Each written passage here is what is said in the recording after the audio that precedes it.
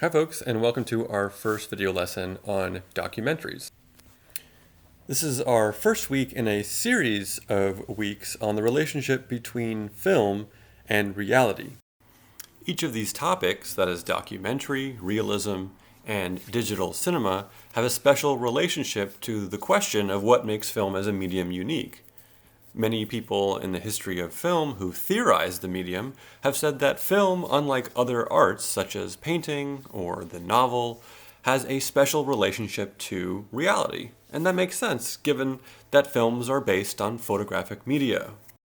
With documentary, we want to think about why film has a special relationship to documents or documentation. The idea that film as a medium can document things in a way that, say, painting cannot. So what do I mean by that? What do I mean by film as document? And I want us just to think about the distinction between considering film as a document and documentary film. Why those two things are not the same, but why I think they come together in our understanding of this word, this concept, documentary film. We started the class with documentary cinema, with stuff like this. Remember this film. What we have here is an early film from the Lumiere brothers documenting the actual existence and the actual movements of people on a train platform, including the movement of the train. There is a sense in which what we're watching is not a fiction, but in many ways, a document of real things, right? Orwell Thompson say the documentary filmmaker may stage certain events for the camera to record, indeed, but there's also this way in which the camera documents things in a way that is independent of that staging. So we don't want to take this as merely being independent of creative choices. We can certainly see them, right?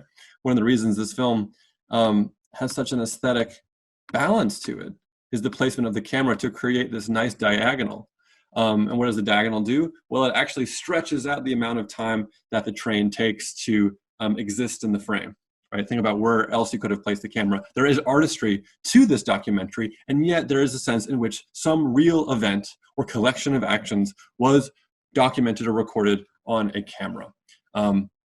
That's the distinction, right? You can think about it with similar questions that we asked of this Lumiere film called The Baby's Breakfast. Clearly a staged film in which two individuals and a baby are eating lunch. Remember the opening conundrum of the class that we said, what is staged here and what is unstaged? We didn't imagine in which we caught three people eating unawares. It seems most likely the case that they were asked to perform a natural simulation of what it would be like to eat and feed this baby. But then we talked about how the way in which the uniqueness of the camera will pick up certain things regardless of the staged planning of this. And we talked about what early spectators were really fascinated by, these movements of the leaves and the trees. And part of the story that we tell ourselves about why early spectators were so fascinated by this is partly because the camera picked it up and documented it independently of the fictional staging of this scenario. There is something very special about films that you can pick up accidents, and what counts as accidental is wide and various, right? This is not a painting, right? This is not completely subjective. This is not completely planned. This is not completely artificial. Now, I want to introduce three particular terms that are going to become very important for this week and for next week. I'm going to go into them a bit more next week with the reading. Now, I want to introduce those terms in a preliminary way, just so you understand what I mean by them, because it's going to be difficult for me to talk about the documentary and film as document without bringing up this very important idea of the index. So what do I mean by index? Well, I'm actually invoking this philosopher's three categories of science. The philosopher is an American pragmatist philosopher named C.S. Peirce. He became very important in later film theory for people trying to understand early accounts of what photography was. Why is photography so special? The idea was that the photographic or cinematic image's status as a document is tied to its indexical powers. Basically, we can think of index and the indexicality of photography as like a special and precise way of understanding something that I think most of us intuit, which is the idea that if I take a photograph of an apple and I show you the picture of the apple, you believe that that picture is not just a representation of an apple, it is also a document of that apple that existed in the past. This is indexical. Why? Because an index is a kind of sign that shows evidence for the existence of what it refers to, like a footprint, like a weather vane, or like a bullet hole. Think of those individual things that we encounter as signs. And what is a sign? A sign is just anything that stands in for something else that isn't there. Like the word tree stands in for this idea of tree. And I can tell you the word tree without having trees nearby to point to. Index is a kind of sign that points to or shows the evidence for the existence of a particular material thing that was there in the world, like the foot that was there, that I assume to be there if I see its footprint. I can distinguish this from two other really important and common types of signs. The icon is probably the kind of sign we're most familiar with. An icon is a thing that has a physical resemblance to the thing that's being presented. A figurative painting, or a painting in which you recognize particular things, like the Mona Lisa, is not a photograph of a woman. It is a representation or an iconic sign of a woman that we're calling Mona Lisa. And a symbol is a kind of sign that doesn't have a resemblance to a thing in the world. That has no resemblance between the signifier and the signified. The connection between them must be culturally learned. What's a great example of a symbolic sign? Words. Remember that tree I mentioned earlier? Think about the word tree, both in its visual form as T, R, E, and E, or in its heard form, the sound tree, or if you speak Spanish, arbol. Think about all the languages in which a particular sound stands in for that thing that has bark and has leaves and that flows in the wind. The sound tree has no resemblance to that thing out there. It doesn't have the same connection to that thing out there that a painting of a tree does. That's why we call it symbolic.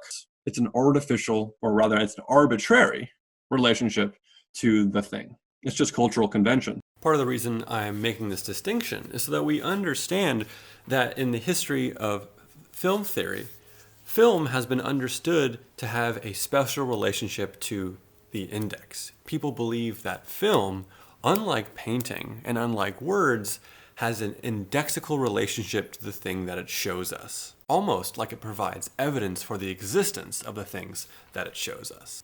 In other words, we might say it documents or provides a document of the thing that it shows us. And we'll talk more about this and its nuances a little bit, theoretically, next week.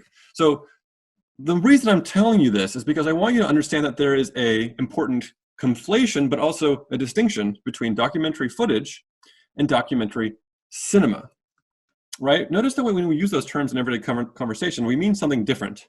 When we say documentary footage, we tend to mean the footage that documents something, right? The footage of the protest, for example. That means something that the video or, say, film footage that you captured of the protest as it was happening in real time. But a documentary film doesn't only have documentary footage. Sometimes it has manufactured images. Sometimes it has infographics, right? Sometimes it has things that have no documentary footage or document quality at all. So how do we understand what documentary cinema is as distinct from documentary footage? Well, I think Bordwell and Thompson have a really good and simple definition. Every documentary aims to present factual information about the world, but the ways in which this can be done are just as varied as fiction films. Factual is a really great word for understanding what documentary cinema is. Because factual doesn't necessarily mean true. It does mean, though, a particular kind, a mode of information, or a mode of communication, right? When you watch a fiction film, you're not getting facts, right? It's fiction. It presents a series of happenings in an imagined world for our entertainment and for our aesthetic reflection. But a documentary, if it is a documentary, does assume it assumes that you assume that you're getting some version of factual information. Bill Nichols takes this a little bit further. What does he say? Documentary is not a reproduction of reality. It is a representation of the world we already occupy. It stands for a particular view of the world, one we may never have encountered before, even if the aspects of the world that is represented are familiar to us. So why am I coloring these things yellow and blue? Because I'm trying to maintain a rhetorical distinction between that which can be attributed to the real and the indexical properties of the camera, and that which can be attributed to a rhetorical mode of presenting factual information. Those two things are conflated often, that is put together in documentary cinema, but they're conceptually distinct. That's the important thing. When Nichols is saying a documentary is not a reproduction of reality, what he's saying is that documentary is not equivalent to documentary footage, right? It is not a clear, objective thing that is a reproduction of pure, actual reality. And this brings us to our first example, right? Planet Earth 2. I want to talk about the particular subgenre of documentaries that this film falls into, and a little micro history of that subgenre. Subgenre is nature documentary, but we can think of nature documentary as being part of one of Nichols' main modes of documentary. And I want to focus on one for right now, and that one is expository. What does expository mean for Nichols? What kinds of documentaries would fall into this mode? Well, I want to define it as that which emphasizes verbal commentary and an argumentative logic. Think for a moment about how crucial the verbal commentary in Planet Earth 2 was. It told us the stories, right? Maybe we could have figured out some kind of narrative from just the footage, but really, what's guiding the narrative shaping are the words that are spoken alongside documentary footage. It emphasizes verbal commentary, and nature documentary is merely one subgenre of expository documentary. Now, there's a micro-history of this expository mode that might begin with Robert Flaherty's ethnographic films in the 1920s. These are often in kind of film history books considered to be the first documentary. And then you might move to Disney's nature documentaries in the 1940s to 1960s. This is obviously not a complete history. It is a very selective history, but I do want to show you little bits from each of these because they have something shed light on Planet Earth 2. One of the most famous early documentaries is called Nanook of the North by Robert Flaherty, who is often understood as the father of documentary films. I want to show you the first intertitle that you get in that film to give you a sense of how much rhetorical argument is being put into the film to make us think about these people that he's creating an ethnography of. He's trying to capture a culture and disseminate it to people who don't occupy that culture, right? And so I think anytime we have something like this, we should be not just skeptical, we should be careful about what is going on there. So let's read the intertitle. The sterility of the soil and the rigor of the climate, no other race could survive. Yet here, utterly dependent upon animal life, which is their sole source of food, live the most cheerful people in all the world, the fearless, lovable, happy-go-lucky Eskimo.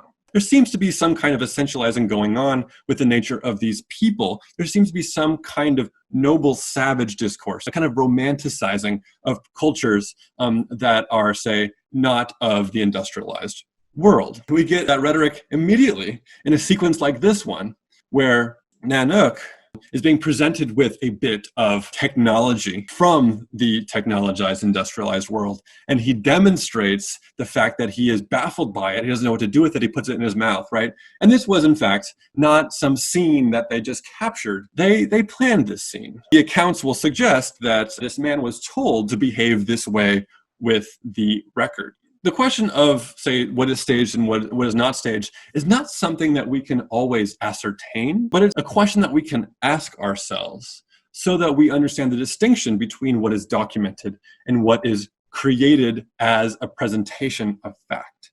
And this is certainly created, manufactured, with the aim at presenting factual information about the nature of a particular culture. And that fact is to suggest that these people are untouched by a knowledge of particular modern Western technologies. What else can we say about this film in terms of the distinction between what is documented and what is a, say, representation or constructed representation of reality? Well, one way you can do it is to suggest that an exterior of a building and an interior building are contiguous when in fact they are not. So one challenge they had was the igloo that they were filming the exterior of was much too small to fit in a camera crew. So they manufactured a kind of a half interior igloo. And into the magic of editing, they suggested that this space was confined inside this space.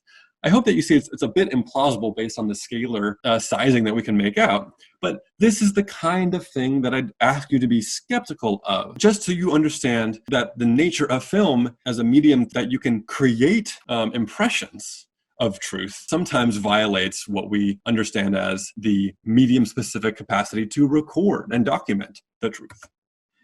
So you might think of another scene like this one, and maybe let's scale back our skepticism. This is a film that's famous for having staged qualities. Maybe what's not staged, right? What can we take as actually representing something factually? Well, there are these long sequences of Nanook practicing or creating certain things consistent with his culture. There's a marvelous sequence here of putting a brick into an igloo as a window. Now, what seems staged about this? Well, the first thing that seems staged about this is that we can imagine that he was asked to do this, to perform this task in a particular time and place so it could be recorded for this film, right? It's not as if the labor was natural to what was going on in this world, right? However, can we be skeptical about the actual movements of his hands, the labor that we see in a single shot, the practices that seem to be hard to fake in actually putting this block of ice into this crevice on the igloo, shaving the ice around it, smoothing over the snow, polishing it up, and polish it so it functions as a kind of window. There's something about that I want to say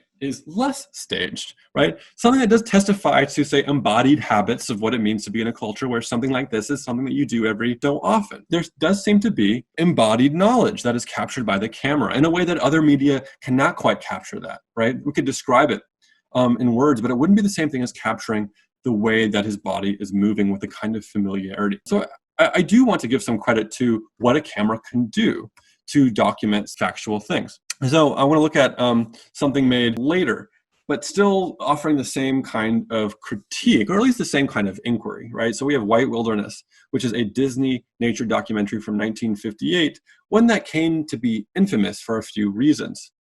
We can think of the nature documentary as an extension of the ethnographic or expository documentary.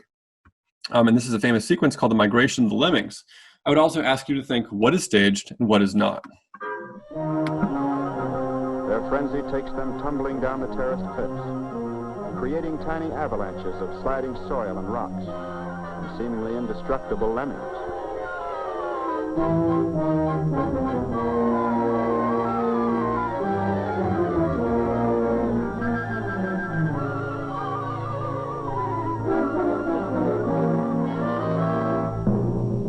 They reach the final precipice. This is the last chance to turn back.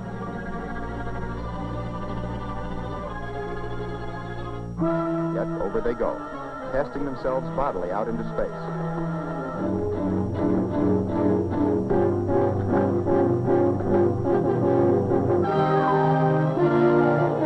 So why is this sequence famous?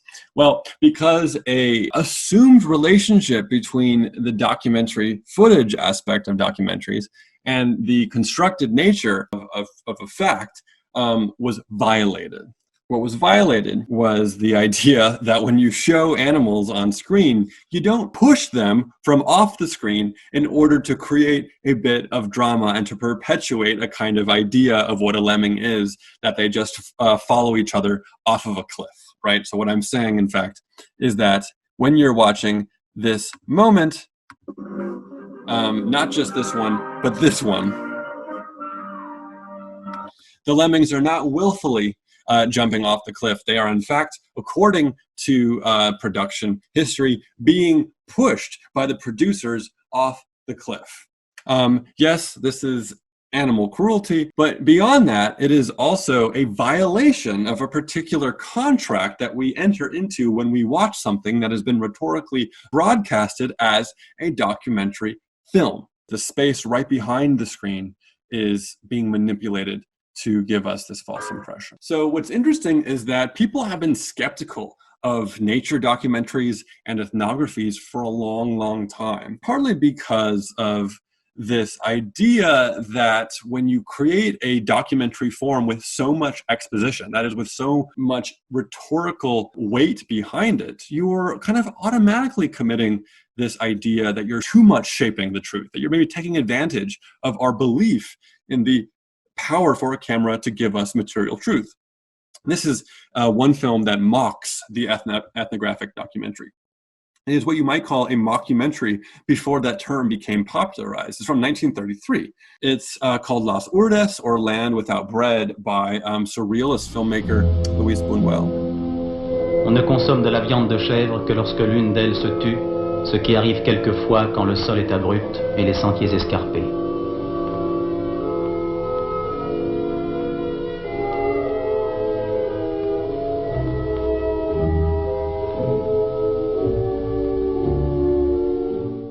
Remember what the narrator says about eating goat meat.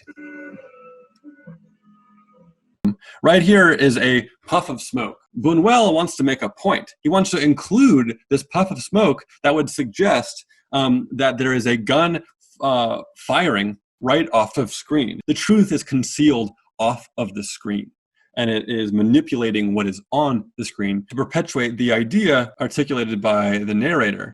Okay, so to wrap up, in this video we learned about a series of conceptual oppositions at work in documentary films.